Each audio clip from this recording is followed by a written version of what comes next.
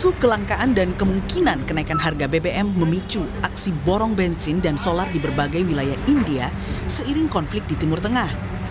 Di kota Ahmedabad, India, para pengendara harus mengantre panjang di pom bensin karena pasokan bahan bakar yang menipis. Sejumlah konsumen kehilangan kesabaran. Pasalnya, antrean panjang telah berlangsung selama 5 hari terakhir. It's been a problem from 5 days, 1 week. If it still continues, we have to shift from somewhere else. We have to go from our house. I'm not living here. I'm just doing my job. I'm surviving my health, surviving my life here. But if it gets more difficult, I have to migrate to my hometown because it's not possible for me to experience this kind of condition in the city. Sementara di Gujarat, India, polisi ikut menertibkan antrean dan mengimbau masyarakat untuk tidak mempercayai rumor terkait kelangkaan bahan bakar. Di Filipina, usai Presiden Marcos Jr. mengumumkan keadaan darurat energi nasional atas konflik di Timur Tengah, Rabu kemarin ia seakan meralat ucapannya dengan menyatakan negaranya masih memiliki pasokan bahan bakar untuk sekitar 45 hari. Namun, ia menekankan pasokan tersebut tidak akan habis karena pemerintah sedang berupaya memperoleh minyak dari pemasok lain yang tidak terpengaruh oleh konflik di Timur Tengah. And although we cannot be assured right now of the supply, we can be sure that at least for 45 days we will be all right. I think that we can be fairly confident.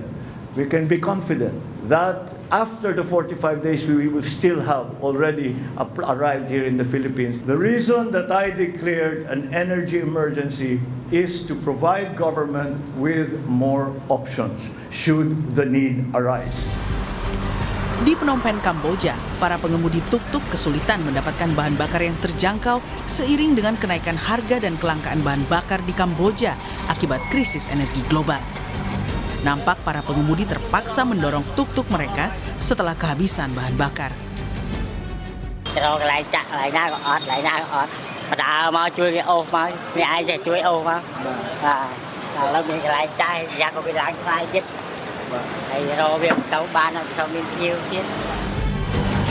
Menyoroti perbedaan harga yang mencolok antar SPBU, para pengemudi pun mendesak regulasi harga bahan bakar yang lebih ketat.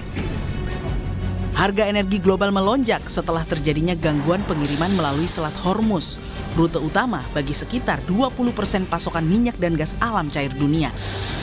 Gangguan pengiriman tak kunjung usai akibat meningkatnya ketegangan antara AS Israel terhadap Iran. Saudara, di tengah konflik yang masih berkecamuk di Timur Tengah, krisis minyak dan energi kini menghantui sejumlah negara. Lalu bagaimana dengan Indonesia? Apa langkah yang harus segera diterapkan pemerintah agar kebutuhan pasokan minyak dan gas dalam negeri aman? Kita bahas bersama dengan ekonom Universitas Paramadina, Wijayanto Samirin. Selamat petang, Pak Wijaya dengan Maidop. Selamat sore, Pak Maidop. Oke, Pak Wijaya, kalau kita lihat kan dari catatan ada India, kemudian juga Filipina, Thailand sudah mengalami krisis BBM. Tadi Menteri SDM Bahlil Lahadalia juga bilang stok BBM nasional aman. Nah, sejauh ini bagaimana Anda melihat kebijakan dari pemerintah dalam hal mengamankan stok BBM dalam negeri di tengah perang? Ya, kita lihat memang situasi Indonesia berbeda dengan Filipina, Kamboja, Myanmar, Pakistan. Karena negara-negara itu, termasuk India, itu tidak mempunyai resources energi, sumber daya energi yang memadai. Mereka tidak punya batu bara yang memadai, minyak bumi, dan lain sebagainya, masuk gas. Nah, kita punya cadangan itu, punya produksi itu, walaupun tidak bisa mencukupi seluruh kebutuhan, tetapi itu sangat membantu. Nah, memang situasi kita tidak separah mereka, tetapi kita harus ingat, Filipina deklarasi darurat energi ketika reserve minyak mereka, reserve strategiknya itu 30 hingga 45 hari. Nah, kita menurut Pak Bahlil 20 hingga 24 hari. Jadi angka yang relatif aman, tetapi kita tidak boleh berpangku tangan. Jadi saya sepakat pemerintah kemudian mencari alternatif sumber minyak yang lain. Untuk menutup hambatan impor dari Middle East yang jumlahnya cukup besar. Negara mana yang bisa dilirik, Pak Wija? Ada beberapa opsi. Salah satu yang terbuka adalah Amerika Serikat. Tentunya perlu waktu lebih lama. Kemudian Afrika. Kemudian Rusia. Karena sekarang ini kan Amerika untuk menurunkan harga minyak bumi dunia itu memberi keleluasan kepada Rusia untuk memasarkan minyaknya. Jadi tiga opsi ini menurut saya perlu kita observe dengan lebih seksama, dan Amerika merupakan negara yang sudah siap sebenarnya, tetapi dari sisi logistik tentunya perlu penyesuaian. Nah, di lain pihak, selain dari sisi keberlanjutan supply, penghematan yang dilakukan oleh masyarakat kita itu juga perlu didorong. Sehingga ide work from home itu merupakan salah satu opsi yang menarik yang menurut saya perlu direalisasikan, tentunya dengan beberapa kebijakan detail yang perlu dibahas lebih lanjut. Kebijakan. Oke. Sejauh ini kan bicara soal work from home, baru 1 hari nih yang diembuskan rencananya ya. Apakah 1 hari itu Anda lihat cukup untuk menghemat penggunaan BBM? Kira-kira bisa bertahan berapa lama? Ya, memang harus ada begitu banyak langkah yang dilakukan. Work from home saja tidak akan memadai, tetapi ini cukup membantu. Hitungan kasar saya itu menunjukkan kira-kira kita bisa menghemat hampir 10% konsumsi BBM kalau WFH 1 hari ini dijalankan.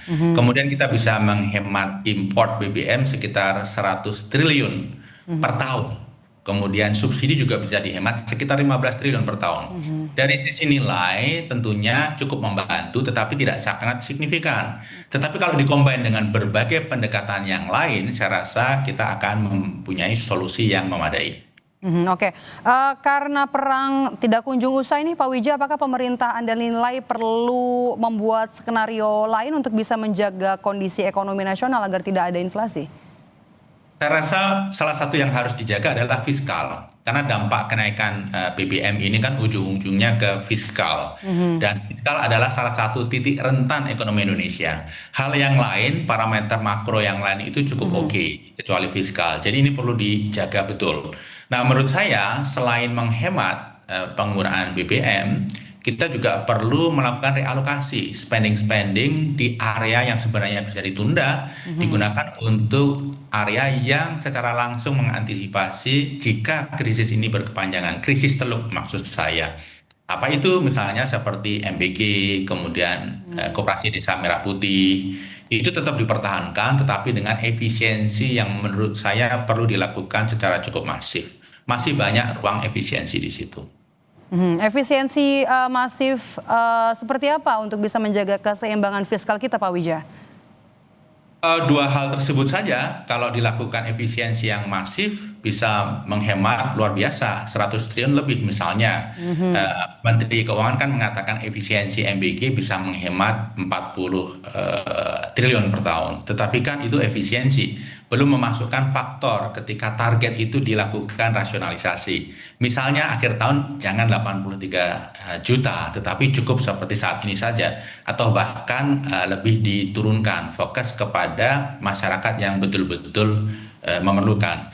Jika MBG dipangkas 50% saja, dan saya rasa seluruh pihak masyarakat akan mendukung dan akan setuju.